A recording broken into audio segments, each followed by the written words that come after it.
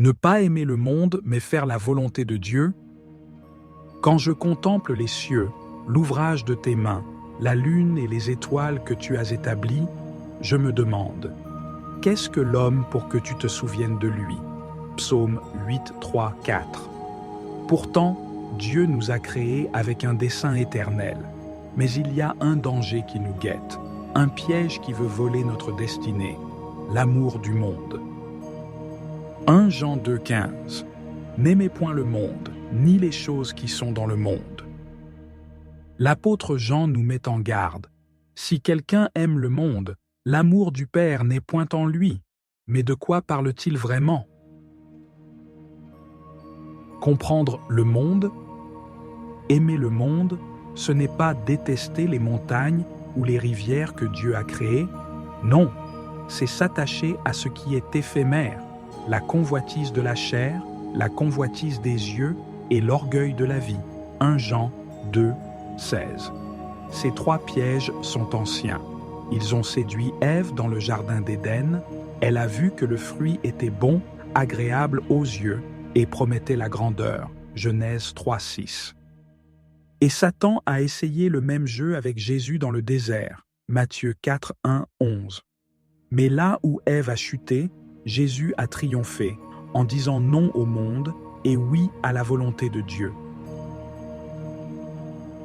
Le contraste entre le temporaire et l'éternel. Écoutez bien, le monde passe et sa convoitise aussi. 1 Jean 2, 17. Les richesses, elles rouillent. La gloire, elle s'efface. Les plaisirs, ils s'évanouissent comme une vapeur. Jésus l'a dit. Que servirait-il à un homme de gagner tout le monde s'il perdait son âme? Marc 8, 36. Mais voici la promesse. Celui qui fait la volonté de Dieu demeure éternellement. Dieu nous a couronnés de gloire et d'honneur. Psaume 8, 5. Non pas pour courir après des ombres, mais pour vivre pour l'éternité. Comment vivre selon la volonté de Dieu? Alors, comment échapper au piège du monde? Voici 5 clés puissantes. Cherche Dieu en premier, plonge dans la prière et la parole, car c'est là que tu trouves la vraie vie. Matthieu 6, 33. Détourne-toi du péché. Dis non aux séductions qui veulent voler ton cœur. Vis dans l'obéissance. Les commandements de Dieu sont une lumière sur ton chemin. Sois rempli du Saint-Esprit. Il te donnera la force de résister, comme Jésus dans le désert. Fixe tes yeux sur l'éternité. Recherchez les choses d'en haut. Colossiens 3, 1, 2. Car ta vraie maison est auprès de Dieu.